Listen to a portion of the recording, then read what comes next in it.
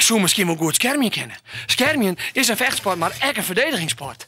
Tijdens de midsieren op riddertoernooien waard een protterdien on schermien. En het is nou zo populair dat het zelfs een Olympische sport is. In Friesland hebben we een schermclub. Schermkring Friesland. En daar zitten toch een paar stoere knapen op. Angar!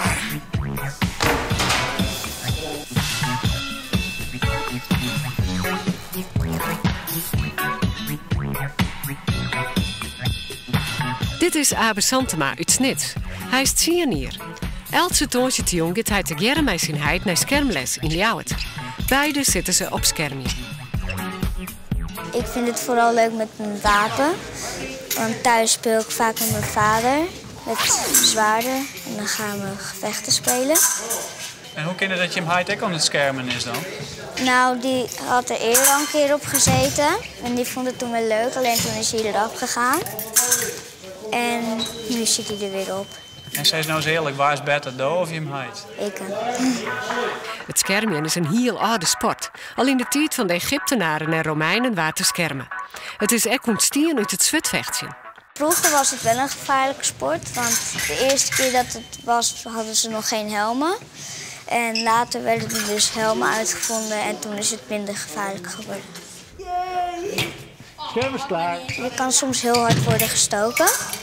En zaterdag had ik een toernooi en ik heb hier nu een paar gele plekken. Dus dat kan best hard aan. En daarom heb je dus bescherming dat je niet echt gewond raakt. Nou zoek je van alles op achtergrond. Wat gebeurt hier precies? Er zijn mensen floret aan het schermen en er zijn mensen deeg aan het schermen. En ze schermen een partij.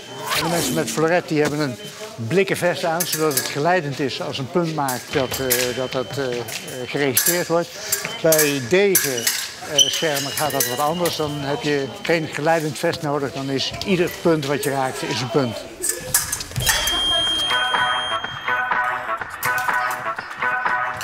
Om te wel echt met wapens vechten wordt, had Abe alle bescherming in de kleren aan tijdens het schermen.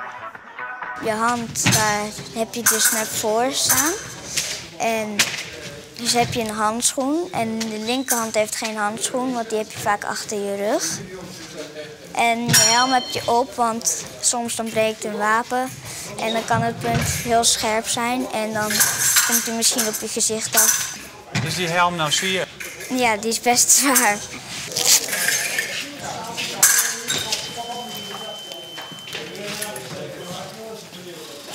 Yes, dus nou nog wel Abe? Jawel. Abe wil elke nien van Jim die tussen sport leuk lijkt nog wat vertellen. Ik zou het hun echt aanraden, want het is een hele gezellige sport. En het is ook een hele sportieve sport.